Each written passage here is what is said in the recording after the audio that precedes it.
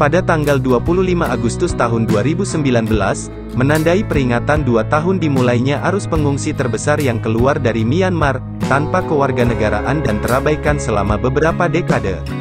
Inilah sebabnya PBB menyebut Rohingya sebagai salah satu minoritas yang paling teraniaya di dunia. Sejak tanggal 25 Agustus tahun 2017, sekitar 740.000 warga Rohingya telah meninggalkan Myanmar menuju Bangladesh. Lebih dari 630.000 orang tinggal di Kutu Palong, kamp pengungsi terbesar di dunia. Di Bangladesh, etnis Rohingya hidup dalam ketidakpastian. Mereka tidak diberi status pengungsi resmi oleh pemerintah Bangladesh, dan mereka tidak memiliki kesempatan realistis untuk kembali ke Myanmar, karena mereka takut akan kekerasan dan penganiayaan. Kehidupan sehari-hari para pengungsi yang tersebar di 34 kamp sangatlah penuh tantangan. Mereka hanya memiliki tempat berlindung sementara, dan musim hujan, yang bisa sangat parah di Bangladesh, menyebabkan banjir, sementara percepatan penggundulan hutan di sekitar beberapa kamp telah meningkatkan risiko tanah longsor. Air minum yang tidak aman meningkatkan risiko berbagai penyakit dan infeksi.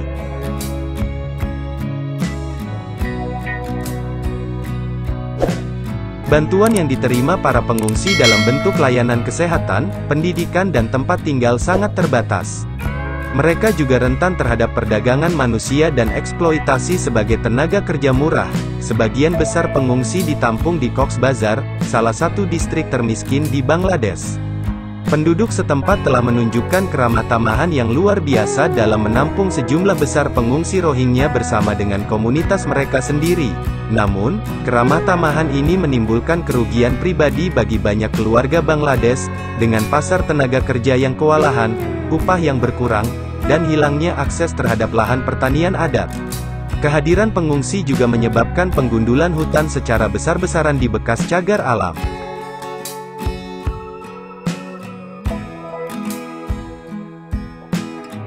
Kita sekarang mulai melihat adanya perselisihan antara pengungsi dan komunitas tuan rumah karena diperkirakan 336.000 warga Bangladesh menderita dampak pengungsian bersama dengan pengungsi Rohingya.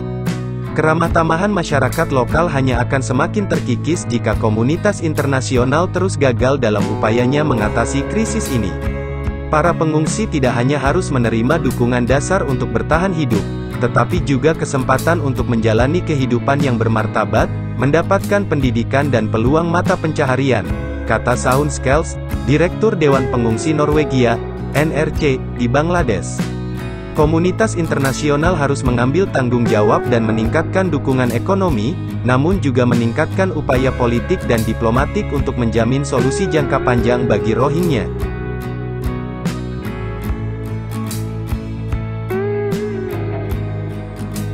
Pemerintah Bangladesh telah menyatakan bahwa mereka ingin mengurangi kepadatan kamp-kamp yang sangat padat dan memperbaiki kondisi kehidupan para pengungsi.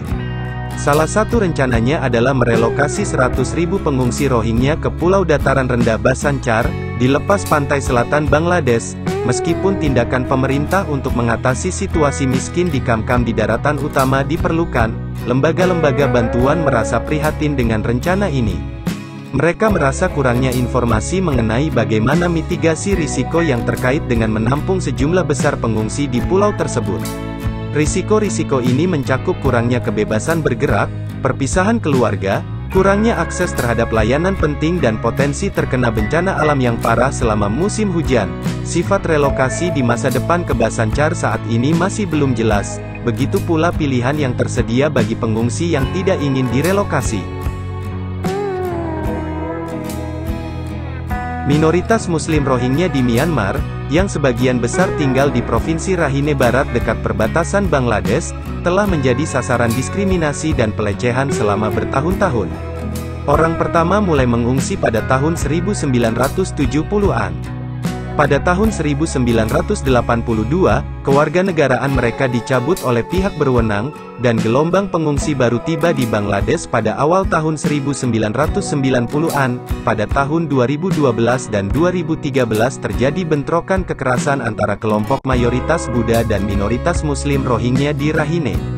Lebih dari 140.000 orang menjadi pengungsi pada tahun 2012 saja, baik di dalam negeri Myanmar maupun di luar perbatasan Bangladesh. Namun, tragedi yang terjadi hanya mendapat sedikit perhatian internasional. Hal ini berubah pada musim semi tahun 2015 ketika negara demi negara di Asia Tenggara menolak menerima ribuan warga Rohingya yang melarikan diri dengan kapal-kapal bobrok. Pada saat itu, prioritasnya adalah menyelamatkan nyawa para pengungsi perahu. Namun situasi ini juga menunjukkan adanya kebutuhan untuk memberikan solusi jangka panjang dan komprehensif bagi seluruh penduduk Rohingya. Namun sebaliknya, peningkatan kekerasan pada musim gugur tahun 2017 justru menyebabkan migrasi pengungsi keluar dari Myanmar yang paling baru dan paling intens.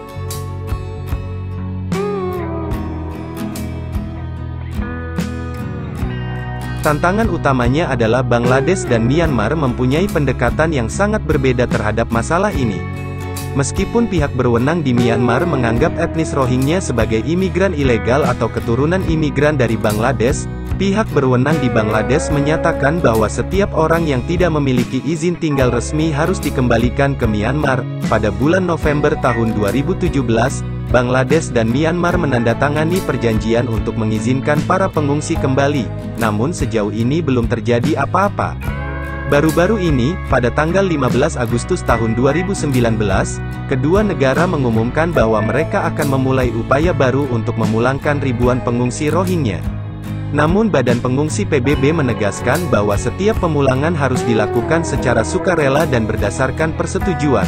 Saat ini, baru 2 tahun berlalu, lembaga-lembaga bantuan tidak yakin bahwa prasyarat yang diperlukan untuk pemulangan pengungsi yang bersifat sukarela, aman, bermartabat dan sejalan dengan standar internasional belum tersedia.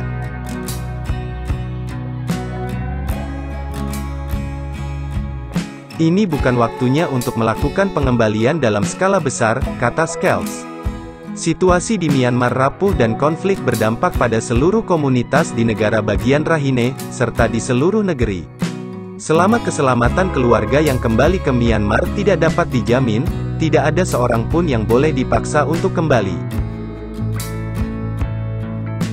Ini bukan waktunya untuk melakukan pengembalian dalam skala besar, kata Scales.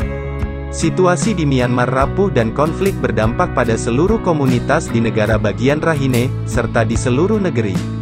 Selama keselamatan keluarga yang kembali ke Myanmar tidak dapat dijamin, tidak ada seorang pun yang boleh dipaksa untuk kembali.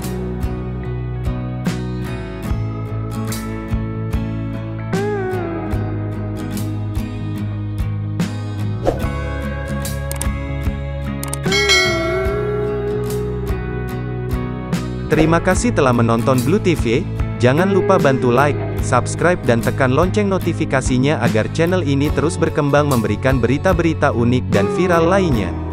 Sampai jumpa lagi sahabat.